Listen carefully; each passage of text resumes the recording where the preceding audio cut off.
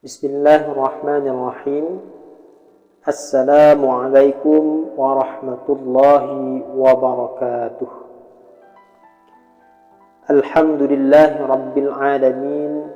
Wassalatu wassalamu ala ashrafil anbiya'i wal mursalin Muhammadin wa ala alihi wa sahbihi rasulillahi ajma'in wa man tabi'ahum bi ihsanin ila yaumiddin. Sahabat sekalian yang dirahmati Allah Subhanahu wa ta'ala, ketika saya membaca satu buku yang berjudul Ayah, buku ini merupakan karya dari Irfan Hamka. Irfan Hamka ini adalah putra dari ulama yang terkenal, yaitu Buya Hamka.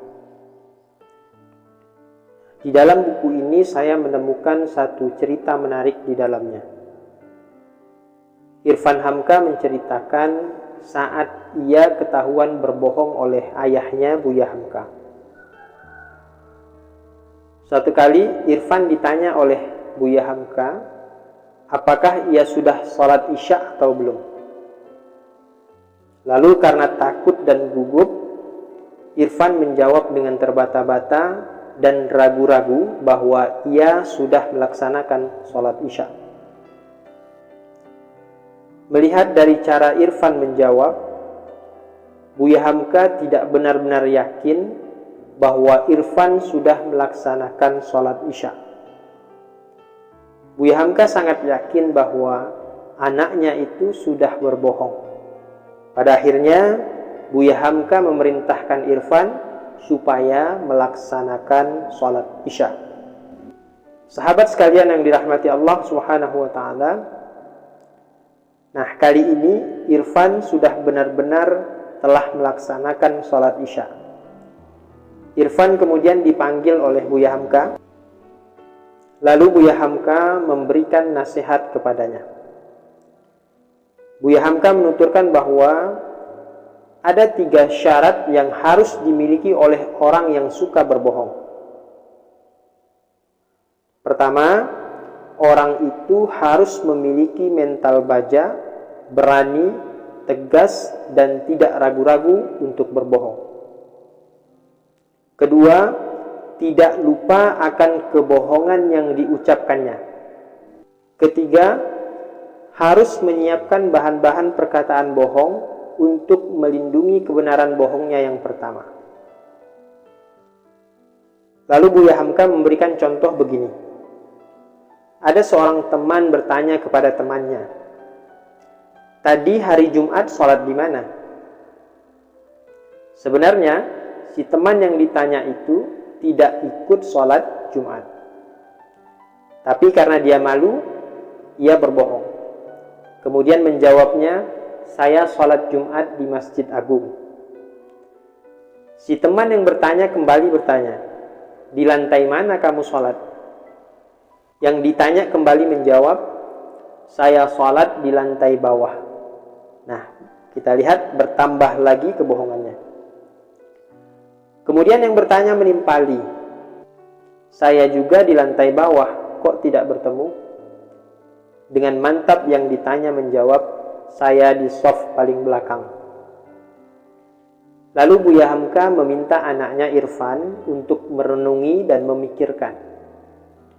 Coba kamu hitung Irfan, untuk melindungi kebohongannya, berapa kali ia menambah kebohongannya supaya temannya percaya bahwa ia memang sholat di Masjid Agung. Buya Hamka dengan tegas mengingatkan anaknya itu, "Mengerti kamu Irfan akan cerita ayah ini?" Kemudian Buya Hamka melanjutkan lagi nasihatnya kepada Irfan.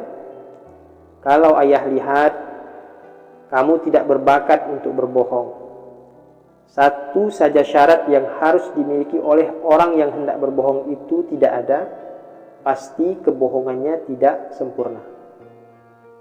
Oleh sebab itulah ayah sampaikan, kalau tidak berbakat untuk berbohong, jangan coba-coba berbohong. Kamu tidak berbakat. Dan ingat, bohong itu salah satu dosa yang harus kamu pertanggungjawabkan kepada Allah." Buya Hamka mengakhiri nasihatnya.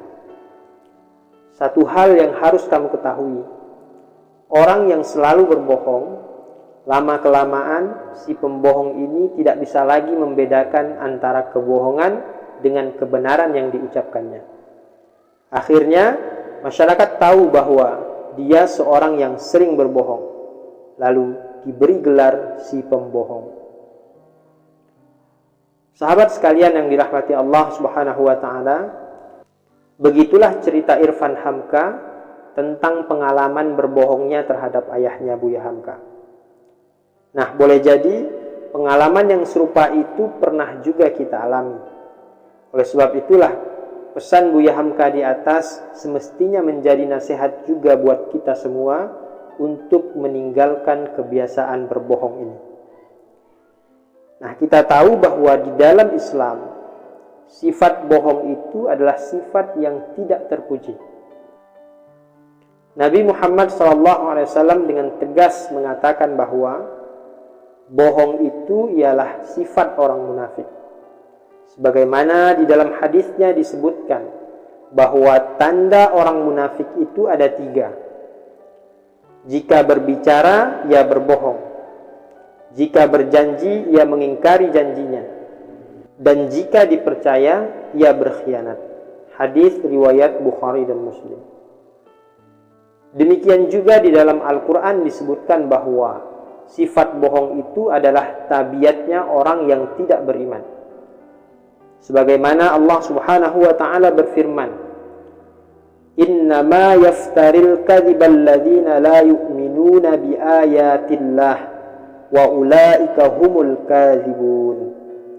Sesungguhnya yang mengada-adakan kebohongan hanyalah orang-orang yang tidak beriman kepada ayat-ayat Allah, dan mereka itulah pembohong. Quran Surah An-Nahl ayat 105. Sahabat sekalian yang dirahmati Allah Subhanahu wa ta'ala, apa akibat dari suka berbohong ini? Akibat yang timbul dari kebohongan yang dilakukan adalah hilangnya kepercayaan orang lain. Boleh jadi juga orang-orang yang suka berbohong ini akan dikucilkan dari pergaulan hidup dan berbagai macam akibat buruk lainnya yang akan dialaminya. Oleh sebab itu, jauhilah sifat bohong ini. Jangan sampai sifat bohong ini menjadi kebiasaan kita. Semoga Allah Subhanahu wa taala senantiasa melindungi kita dari kefakiran, kekufuran, kefasikan, kedurhakaan, kemunafikan, sum'ah dan riya. Amin ya rabbal alamin. Semoga bermanfaat. Billahi fi sabilil haq fastabiqul khairat. Wassalamualaikum warahmatullahi wabarakatuh.